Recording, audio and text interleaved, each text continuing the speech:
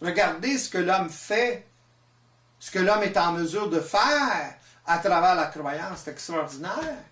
En même temps, c'est très dangereux. Oui. Alors justement, les dernières années, quand même, on assiste notamment en Europe, un peu un déclin de la religion, notamment au niveau du christianisme, où les églises se vident, et il y a plus des mouvements spirituels qui se créent. c'est ça, les églises se vident et les mouvements spirituels se remplissent. On remplace une forme par une autre. On remplace une forme de croyance par une autre. C'est plein de gens comme ça. Allez sur l'Internet, vous allez voir. Les gens remplacent une croyance par une autre. Quelle différence y a-t-il? Aucune. Aucune. Ils sont aussi bien de demeurer dans leurs anciennes croyances. Puis ils croient évoluer à travers ça. Alors c'est encore pire. Ils vont aller chercher toutes sortes de notions. Ils vont se faire englober encore plus. Ils perdent leur individualité. Ils vont s'accrocher à quelques gourous. Ils vont croire. Alors, il y a toute une création par rapport à cette croyance d'entité, de formes finalement qui finissent par les englober complètement et les emmener je ne sais où. Exactement. C'est de tout ceci, ce n'est que de l'anthropomorphisation. Autrement dit, l'ego, l'homme, regarde ces notions-là, regarde ces perceptions et les anthropomorphise, les anthétise, si vous voulez, à son image. Alors, il y a une réalité derrière, il y a des forces derrière. Quelles sont ces forces-là? Ces forces-là, ce sont les forces de la mémoire, ce sont les forces systémiques, interprétées par l'ego, anthétisées par l'ego, anthropomorphisées par l'ego. Et les gens croient, à tort et à travers, toutes sortes de formes, toutes sortes de choses. Et ils s'assujettissent à ces croyances-là. Pourquoi? Parce que une entité, c'est beaucoup plus puissant, vu du point de vue de l'ego spirituel, l'ego qui croit ça. Une entité, c'est beaucoup plus puissant que lui, c'est évident. Mais une entité, ou ce qu'il y a derrière l'entité, ce n'est pas plus puissant que l'âme. Ce n'est qu'une mécanique. Ce n'est qu'une partie. L'homme a la conscience, a la capacité de conscience. Le systémique n'a pas la capacité de conscience comme tel, séparément. Là. C'est de la mécanique pure. C'est de la mécanique pure. L'homme, c'est l'aboutissement de cette mécanique-là. Mais il faut qu'il sorte, il faut qu'il se libère des automatismes de cette mécanique-là. S'il ne se libère pas de ça, ben à ce moment-là, il est comme un automate. Il se croit libre, il ne se croit pas, il est désinformé sur son état, mais il n'est qu'un automate. Tant qu'il ne s'éveille pas à tout ça. Tant qu'il ne réalise pas qu'il est bourré d'automatismes, il est bourré de mécanismes.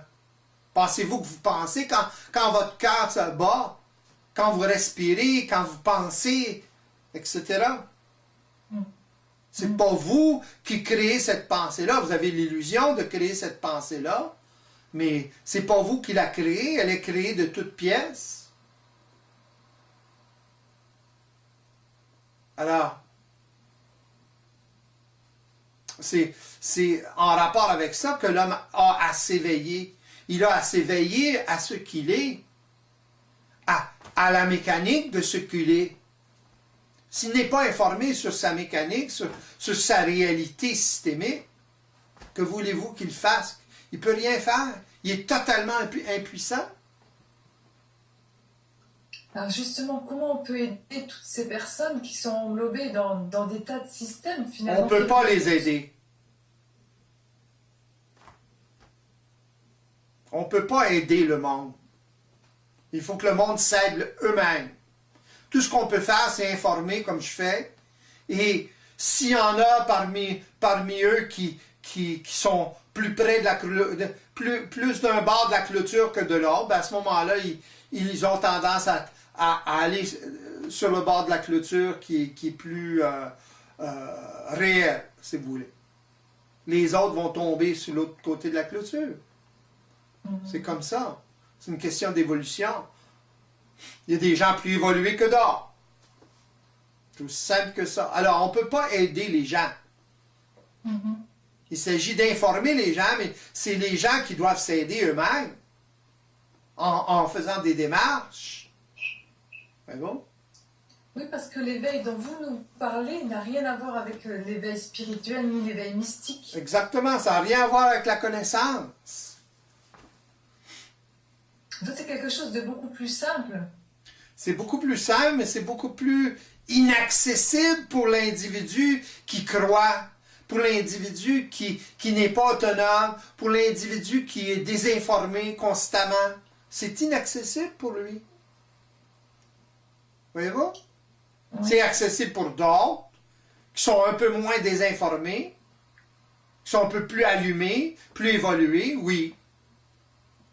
Alors, voyez-vous, on ne peut pas aider certaines personnes.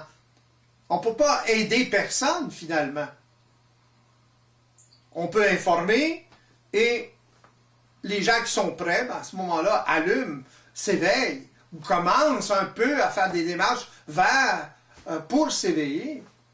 Ils commencent à réaliser ce qui se passe, un peu. Puis même là, ils sont désinformés, mais c'est pas grave. La désinformation, elle demeure là pendant un certain temps. Il s'agit pour l'ego de voir à travers cette désinformation-là. Que certains appelaient un mensonge ou le mensonge cosmique. Mensonge cosmique, que ça veut dire? Ça veut dire l'ignorance, l'inexpérience de l'ego, c'est tout. Ça n'existe pas quelque part, là, le mensonge cosmique. Voyons donc. C'est l'inexpérience de l'ego, tout simplement.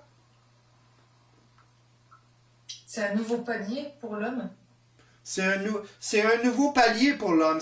L'homme doit transmuter d'une conscience à une autre, pareil comme il a transmuté d'une conscience à une autre auparavant. Il a transmuté d'une conscience animale à une conscience quasi humaine. Maintenant, il faut qu'il transmute à une conscience totalement humaine. Ou supra-humaine.